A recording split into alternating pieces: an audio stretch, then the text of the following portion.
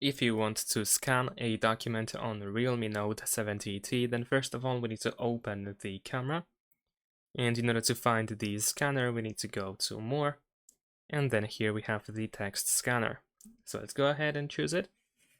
And now we can simply make sure that our whole document is visible on the screen. As you can see, the phone is trying to highlight it.